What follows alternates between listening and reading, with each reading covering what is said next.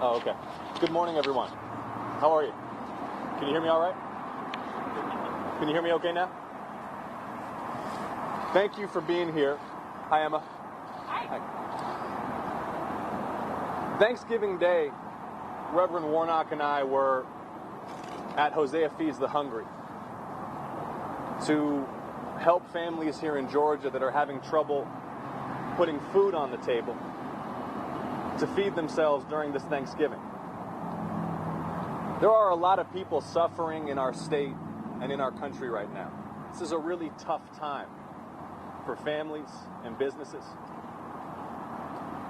And our senator, while he's been blocking desperately needed financial relief for ordinary working people here in Georgia and for businesses, has been using his office to enrich himself. Last week, reporting by the Associated Press, the New York Times, the Daily Beast, has revealed not just one incident, but a pattern of misconduct and self-dealing by Senator David Perdue. He aggressively traded stocks in the financial services industry while he sat on the banking committee. As he took the chairmanship of the Sea Power Subcommittee for the Senate Armed Services Committee, he was trading stock in a defense contractor to which he then directed taxpayer dollars before cashing out at a profit. He was dumping shares in Cartalytics in January after what appeared to be private conversations with senior executives of that company. And as we know, he was buying shares in manufacturers of vaccines and medical equipment and dumping his casino shares while he had access to classified briefings on COVID-19 and was claiming in public that this disease was no deadlier than the flu. And most revealing of all in what's come out in the last week is that Senator Perdue has been lying to the public and to you, members of the press, for the last year about his financial misconduct. Because Senator Perdue has repeatedly claimed that he doesn't control his day-to-day stock trades. But federal agents secured banking records which revealed that Senator Perdue did, in fact, personally instruct stock trading. So for Georgia's senator to be profiting from a pandemic about which he is lying in public, downplaying the risk while he trades medical stocks, and then lying to the people about his own financial misconduct is totally unacceptable. The truth is, Senator Perdue did direct his investments personally. So every time he has said he's not personally responsible for profiting from this pandemic, he's been lying to you. Perdue's misconduct is repeated and flagrant. And now he's been exposed lying to the public and to the press about this misconduct. Senator Perdue has total control over his own stock portfolio. He refuses to this day to place his assets in a blind trust. He was exchanging emails personally about the details of his investment, and he was personally calling up his stockbroker to place stock trades. So Senator Perdue needs to come out of hiding and answer some questions. Senator Perdue needs to answer why he told Georgians that he had no role in trading stocks. If bank records obtained by the FBI show that he personally instructed $1 million worth of sales, at minimum, during this pandemic. He needs to answer what private conversations he had with senior executives at Cartalytics before he abruptly and personally instructed his stockbroker to dump shares in that company. He needs to answer whether he will make available to the public every document that he's made available to the FBI. He needs to answer whether he personally directed stock trades in a naval contractor, which produces submarine components, while he was directing taxpayer dollars to procurement of their products.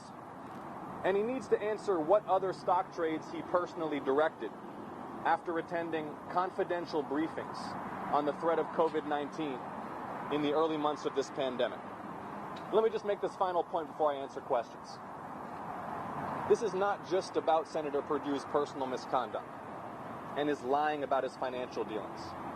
It's about the fact that he's been holding up relief for the very people he serves while enriching himself in office, opposing $1,200 stimulus checks for ordinary working Georgians, obstructing long overdue financial relief for Georgians since midsummer that's been awaiting passage by the U.S. Senate while he's been looking after himself. So thank you for being here, and I'm happy to answer your questions, and Miriam will call upon members of the press. Yes. Start with Jon over here. Thank you. What do you say to the Purdue campaign and their belief that there was nothing wrong when there were all these investigations in place? These investigations were closed without charges. Well, the standard for conduct for a U.S. Senator needs to be higher than that he wasn't criminally prosecuted. This conduct is obviously deeply unethical. And his lies all year that he doesn't personally direct his stock trades have been exposed as lies. I mean, I would ask members of the press who are here, how many of you have been told by Senator Perdue or his spokespeople indignantly that he doesn't place his own trades? They've been lying to you. We have to have a higher bar for those who represent us in office, that they avoided indictment for conduct that is obviously unethical. Thank you for the question. Liz?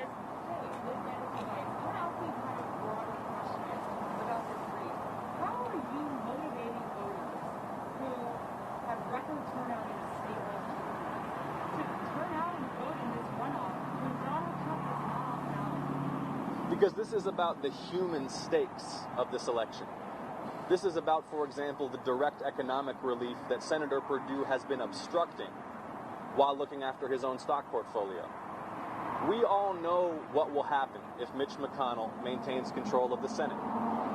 It will be paralysis and gridlock in Washington at a moment when thousands of Americans are dying per day and millions of families and jobs and livelihoods are at risk because the paralysis in Washington right now and the obstructionism of senators like David Perdue is preventing financial relief from flowing to the people.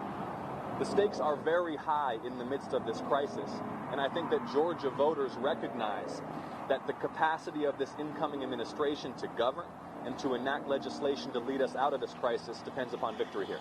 Sam? Hey, Hey. Jim Ray with Daily Beast. You previously said that you would have elected your stock ownership in a blind trust. You called on other lawmakers to do the same. You since said that no lawmaker should own individual stocks. So if elected, you confirmed that you would sell off your individual stocks if you were elected. On day one, I will place my stock portfolio in a blind trust. Senator Perdue still refuses to do this, by the way.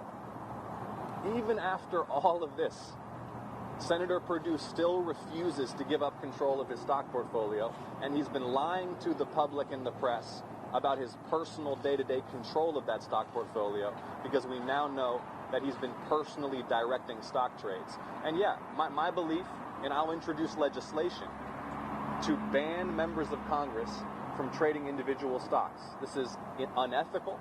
It's a huge conflict of interest, and is part of this deeper corruption in Washington that we have to root out. Thank you. Anyone else? Thank you so much. Thank you, guys. Appreciate it.